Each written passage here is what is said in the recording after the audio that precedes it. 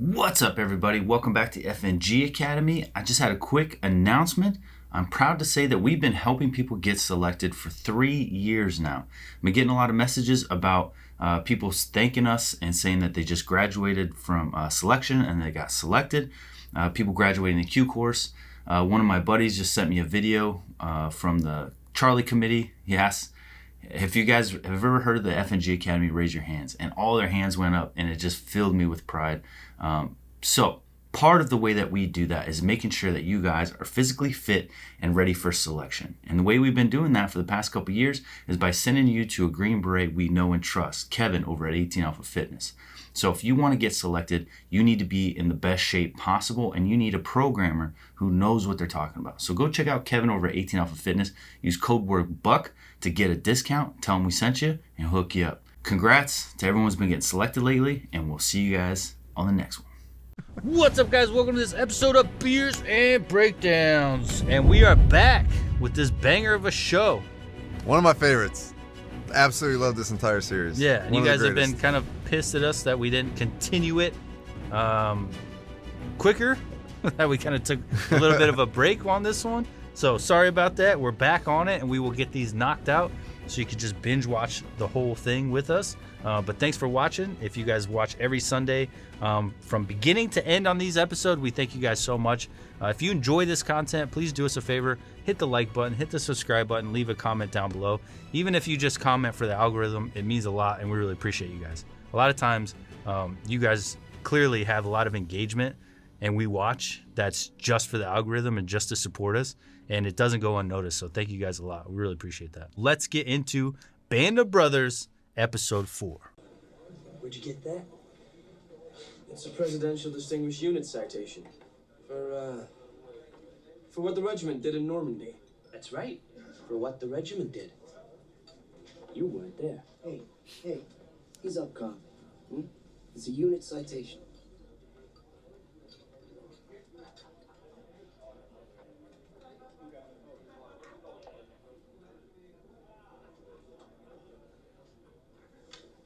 That's fucked up. What a dick. What a dick, dude.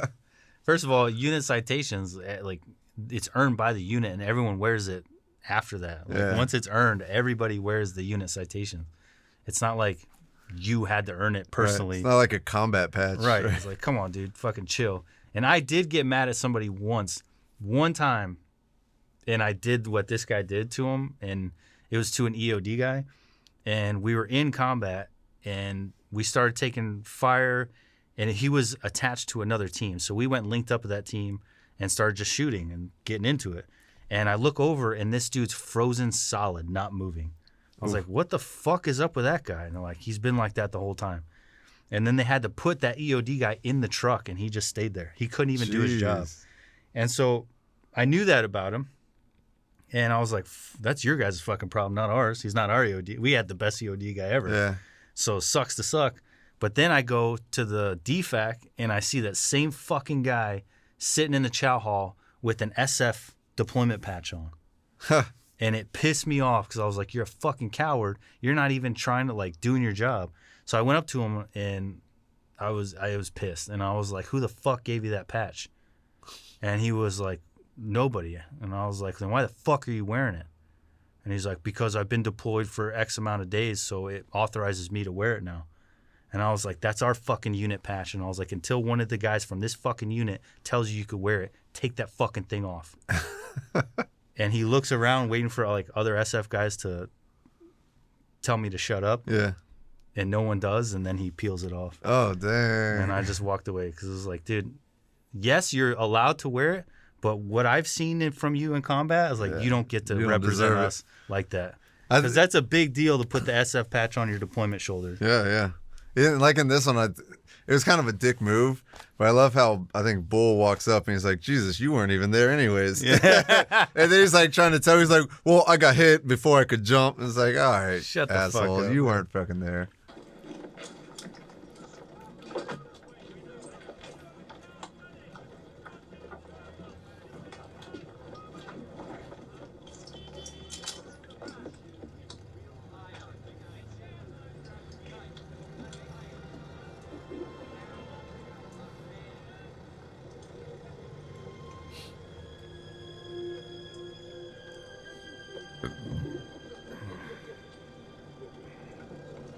That just reminded me of being in the like at your unit and then having a guy show up from the Q course that you hated. And you're like, oh, not that guy. Don't come here. Not my company. Not my company. That's my first captain. That happened.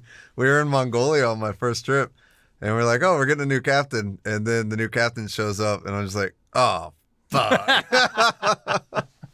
You're like, No, not him, not him. Dude, we pay attention to all that shit. In the Q course, like if you're an officer, all the guys are watching you. Yes. And if you're a shitbag or if you're a douche and you think that you're just fucking like above everybody else, like, bro, we're there before you. And we're going to know and we're going to remember you. Like your reputation follows you, and that's for officers too. Yeah. And when the guys see somebody come that they don't like, it's like, fuck. And he wound up being a bad captain.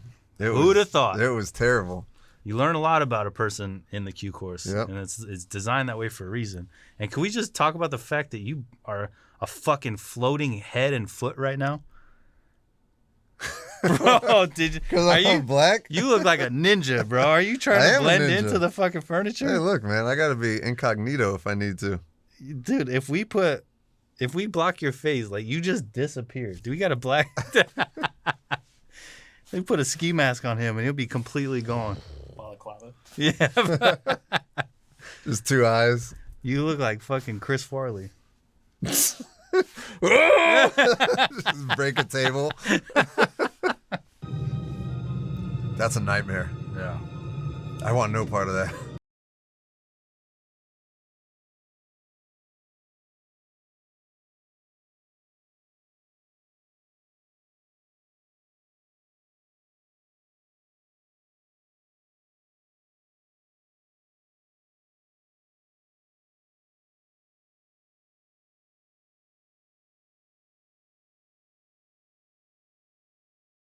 Until you hit the ground. Yeah. Like that shit sucks. For dude. one, these old chutes, they're slamming the ground. Yeah. And for two, you got 300 motherfuckers still in the air, so you're just like watching out for who's Yeah. going to land on top of you.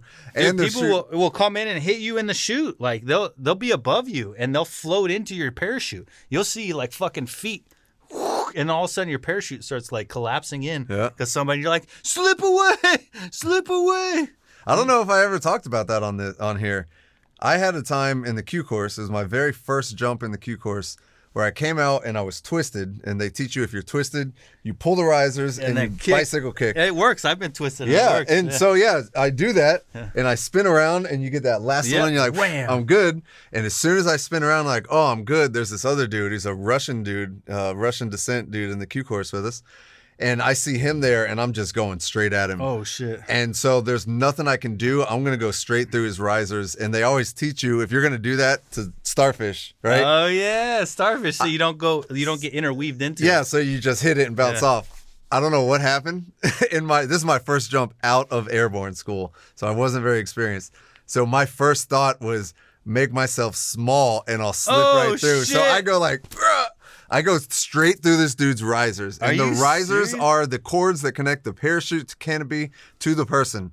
And so I go through his risers, my chute goes and grabs on his, and both of them are just stuck. We're intertwined now. Whoa. And so they teach you when something like this happens, first thing you got to do is compare your rate of descent with everybody else. And so him and I are kind Damn, of like, you remember all the rules. dude, I remember this. Him and I are like you and me right now, kind of face to face. And he's like, I'm going to pull my reserve. Like, and no, I'm no, looking, and I'm like, no, we're not falling any faster. Yeah, We're don't do good. that. And I'm like, no. And he just goes and yanks his reserve.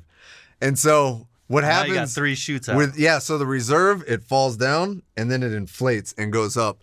And as soon as it does that, it steals the air from our main canopies. Oh shit. So now we have a partially inflated reserve and 2 mains that are not inflated at all. So we start fucking going down. And we hit the ground. It's the hardest landing I've ever had. We hit the ground so fucking hard. I thought I broke my legs. And I jacked up one of my ankles when we did it. But as we're laying there, we just hear trucks. And it's the cadre just driving over. because they saw you guys connect. Yeah, so they come over, and it was the biggest pain in the ass because for one, I hurt myself. So I was pissed off at this guy for pulling his reserve. And then we had to sit there and we had to fill out reports and all this like paperwork that comes along with it. I guess anytime you have a reserve pull, you have to document everything. One more reason that dickhead screwed you. It was the biggest pain in the ass. And ever since then, I always hated jumping because I always saw it as an unnecessary risk. Yeah. Dude, because you're not going to use it. We're not going to jump into combat. Like it does. We just don't do it anymore. Yeah. And like people are always trying to get a jump off into combat just to say they did. But it's like, when's the last time we jumped into combat? It's been a long fucking time. Well, I think some Rangers got a combat jump in Afghanistan or something, but yeah, it's rare as shit. So yeah, I feel the same way. I hated doing it, but that's scary, dude. That's like a real bad situation. Yeah. Like going through someone's fucking risers, that's terrifying. And what they're saying is when saying compare your rate of descent is you don't know just because you have this thing happen where you went through, you got your canopies are connected. That doesn't mean that you're screwed. If both canopies are working together and you're still falling at the same rate as everybody else, you're chilling. Yeah. So that's why I say compare your rate of descent. You're not falling faster than anybody else. Fucking you ride like that to the ground. Yeah. And this asshole pulls his chute and it's like you don't know what it's gonna do. You can't know until it happens. Yeah.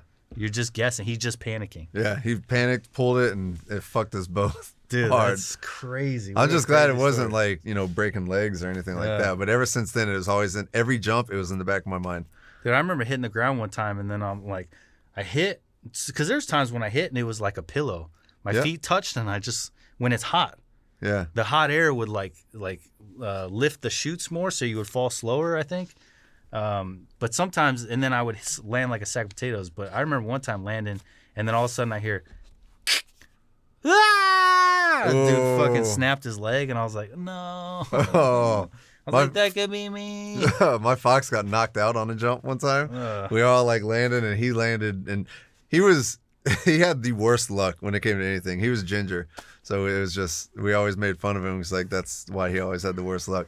But he landed on his head, basically, got knocked out. He gets up and just all this dirt and mud all down the side because when he hit, it dragged him. It was just bad. I don't like jumping. It was the worst. But now that I'm out, I would like to do it again.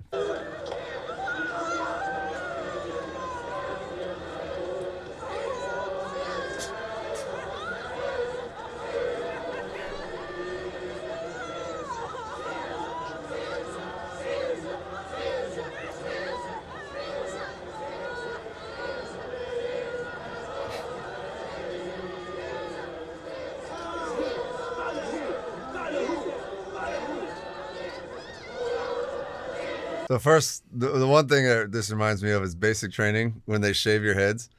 And you got people that got splotches of hair that are still there. Some people are bleeding. I just thought of that when I saw that.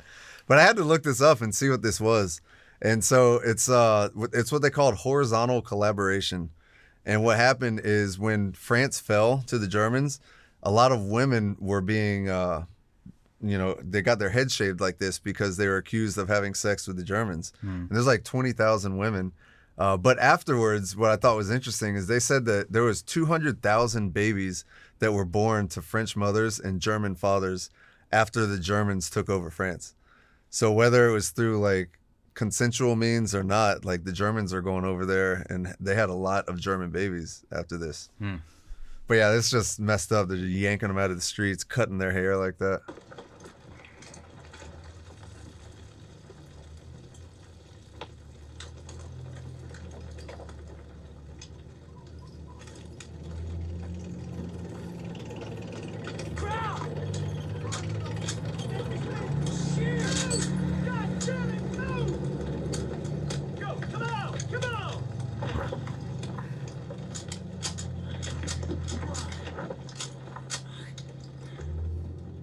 All right, so to me, just watching the scene, it's crazy to think of having an M1 Garand and then knowing that that's your all-around weapon system. CQB, everything. No secondary. No secondary. I mean, even if you do have a secondary, it's you're almost, I think we don't realize just how versatile the M4 is. We could put an M4 with the shorty. We can put an M4 with the long barrel. Collapse the stock on it. collapse the stock. We could do like it's an all around great weapon system for long range, CQB, close quarter combat. Like it does it all. The M4 versatile. is versatile. The M1 Grand, not so much. It's like a 4 foot long piece of wood, basically. Yeah, dude. And so to have to use that for CQB would be rough. It's like their weapon systems, and then you have other guys with 9mm. So it's like your weapon system it's almost like Call of Duty in the sense that it's like it's really good from this distance to this distance, and really bad here. It's not like decent in, it's not covering a wide range of distances. Yeah. So you have to just like pick one, and then you're committed to having that one only. Yeah. And sometimes that'll be good, and sometimes that'll be really bad. Like these two dudes that just shoulder checked their way into that house real quick. With an M1.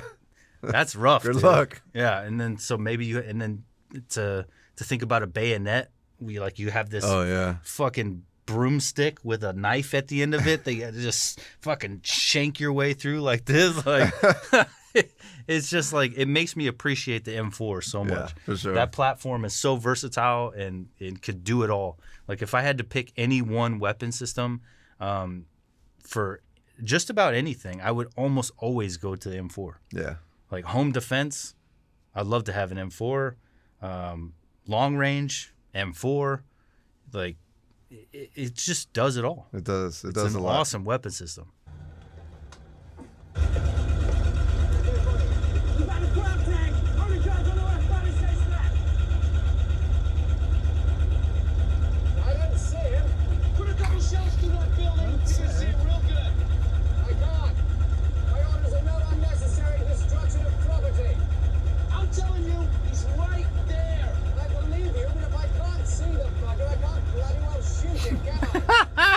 Boss, yo, tell me he's not the king from Monty Python. He's like, the knights to go neat. He's like, hello, knight. I'm looking for a knight, so come with me. I can't see the bugger. I can't very well shoot him, can I? He's just walking along, collecting knights. As soon as I saw that, I thought of Monty Python, dude. I was like, that's a fucking dude from Monty Python.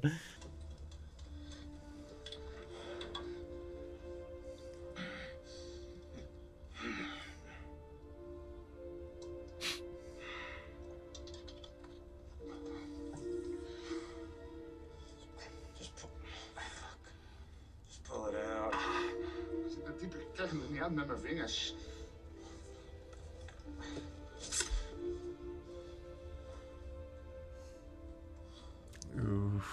Why would you want to do that? Why would you want to take a fucking open wound and start shoving a knife in it? How could that possibly make it any better? I get that he wants it out, but is it just fine the way it is sitting in there? You know what I mean? Like, probably not. I mean, I don't know. That sucks. My main concern is infection right now. That knife looked dirty. Oh, okay. So that guy's fingers are dirty. Infection is a big one, right? But that's kind of a tomorrow problem and next couple days problem. Right now problem is you're taking already a bullet hole and now you're making it a fucking knife wound by stabbing it and shoving a knife inside. Well, it looked like he pulled out a strip of metal or something, some sort of shrapnel or something. Yeah, fine. I bet it's uncomfortable in there, but I don't know. I've never been in that situation. Shrapnel, a bullet, regardless of what it is, even if you get that out, you still have a fucking hole in your arm. Sure. It's still going to suck. So why do you want to have some stranger digging at it with a knife, making it worse, trying to get a piece of metal out of a wound? Just wallowing the hole out. Yeah, like just leave it the fuck alone. I would think just leave it alone. Like if it's me personally, if you think you're going to stick your fingers in it, you better be a fucking surgeon. Get your fingers out of me. I'll let an 18 strange Dutch man. I'll let an 18 Delta do whatever he wants. If you're anything below an 18 Delta on the list of fucking medic level, you're not touching me on an open wound. I will wait. Thank you. And, unless I'm like bleeding out, leave me the fuck alone. He offered him a shot though, and he didn't take it. And then the other guy's like, "All right, more for me." Yeah, I would have taken that whole bottle, swigged the whole fucking canteen, and be like, "We'll just wait till tomorrow." Do you have any more?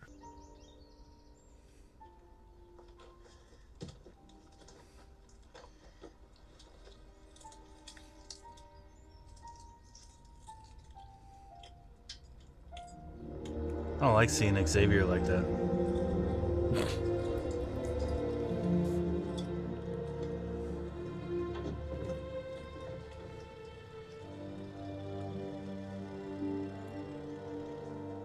Pause.